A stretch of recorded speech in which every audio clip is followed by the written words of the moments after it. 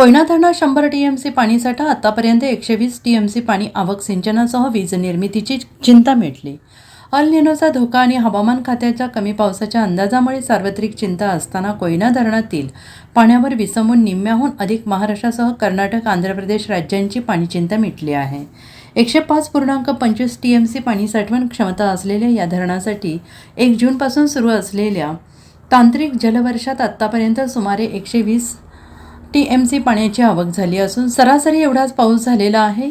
जून महिन्यात धरणात केवळ 0.7 टीएमसी एवढ्याच पाण्याची आवक झाली. मात्र जुलैमध्ये सुमारे 75, ऑगस्टमध्ये आत्तापर्यंत 44 अशी आत्तापर्यंत एकूण 119.7 टीएमसी पाण्याची आवक झाली आहे.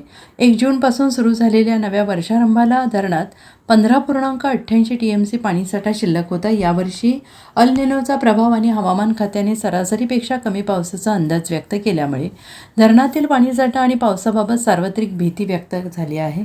आणि याच पार्श्वभूमीवर मधल्या काळात पश्चिमेकडील जलविद्युत निर्मिती पूर्णपणे बंद केली होती, तर सिंचनामध्ये शेती, औद्योगिक वापरासाठी लागणारे पाणी पूर्णपणे बंद करून केवळ पिण्याच्या पाण्यासाठी पाणी सोडले होते. या जलवर्षात आत्तापर्यंत 120 टीएमसी पाण्याची आवक झाली आहे.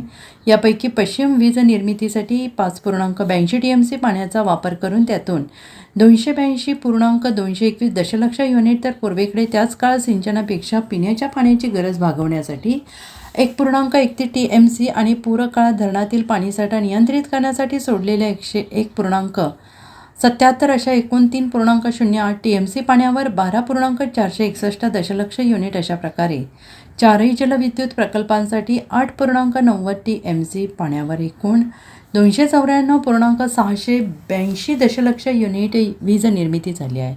अद्यापही पावसाचा कालावधी शिल्लक असल्याने आगामी काळातील सिंचन आणि वीज निर्मितीची चिंता पूर्णपणे मिटली आहे. Bureau report, SBN Marathi, Sangli.